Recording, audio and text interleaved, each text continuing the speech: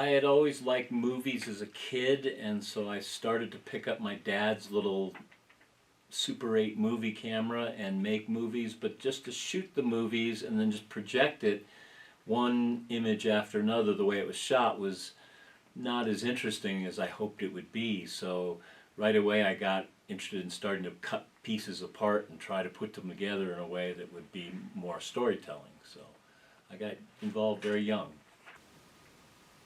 That's this one I gotta put in there. Darn. Film editing is constructing a story and creating an impact on a viewer for emotion or for moving an idea ahead to try to discover what is behind the story that's being told or whatever the process. So it's really a matter of bringing to life all these images in a pace that engages the viewer.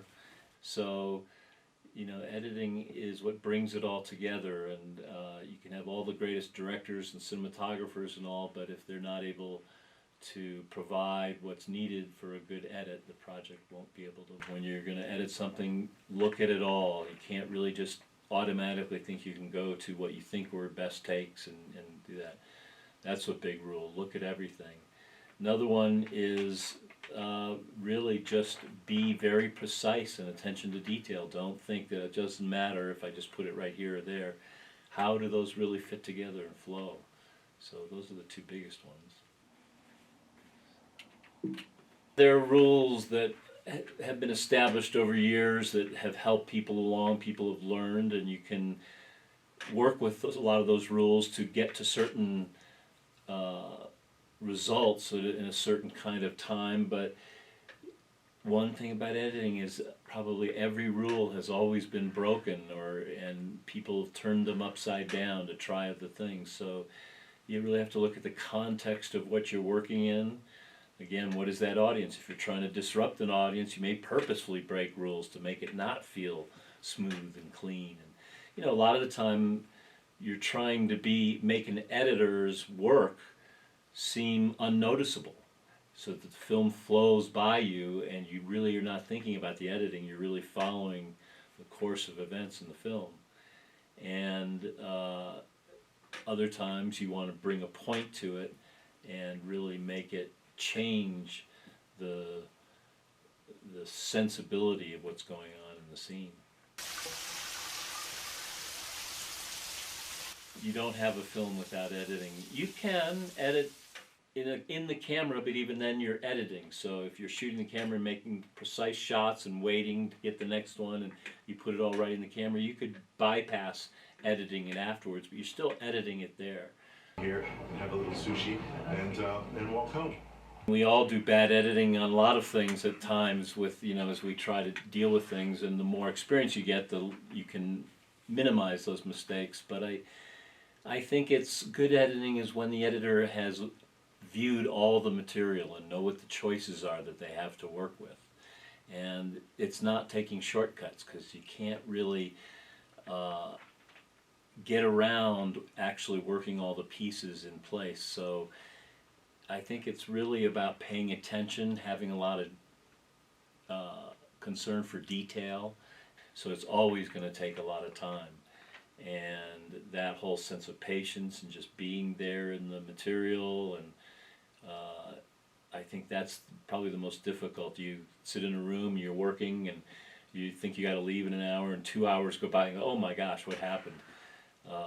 So trying to fit that into the rest of your life sometimes can be hard, but that's the big thing. And you know, 1-2 frames this way or that makes a difference in how something flows. So I think it's really that sort of concentration makes good editing. Okay. You start with what is the intent of the piece in terms of how it impacts an audience. Is it a commercial? Is it a music video? Is it a narrative film? So you begin there, and if you have a commercial and you have a sense of humor that's been in these commercials before, then right away you start looking for a way to bring humor out of it and to give it a lively tempo and So it really begins with who is the desired audience, and then working back from there to what is the material that you've been given to edit, and then trying to make that fit the kind of audience that you're after and maybe give them something new. And this far, now I decide I'm going to take this section from here and I'm going to put it up front because I think it'll work better, so I'll just duplicate this. It's all about the audience and what you've given them, and if they either have been absorbed into the material so they ask a lot of questions afterwards, or if they're laughing or moaning or whatever when you think you've brought those moments to a film, to hear an audience get engaged and really be involved in the film is where you sit back and go, oh, that's great, that really does connect with people. Thelma Schoonmaker, who's been Martin Scorsese's editor for many, many years, love what they do with their films and work together, and I also think that there must be some very great relationship between the director and the editor, that they keep returning to work with each other all the time, so that's high on my list.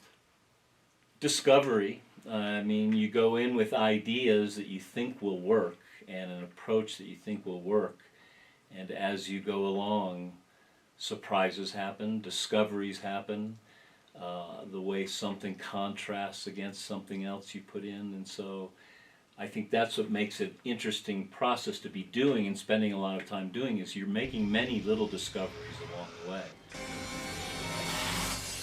Sound is huge, and we don't give it enough credit. I mean, we think about the picture a lot, but it's really all about the sound, and how does that bring us into a reality that we believe, or that we transcend our normal realities and go into places. But when you're in the simplest scenes, if everything is done well but the sound is bad, the scene's not going to work. And so it's absolutely necessary to pay great attention to sound and when it's being recorded, and then to really enhance it when you're in the editing process. When there's an open piece that is allowing time for images to just roll with music, then often yes, it will cut with music and use the rhythm of the music to drive the visuals as well. Other times music plays a role that's more emotional or scene setting underneath things, and so there, though, the picture kind of rides above, and you let the music work underneath that and try to discover little nuances where they come together or even go against each other a lot to create emotion, but different circumstances, different approaches.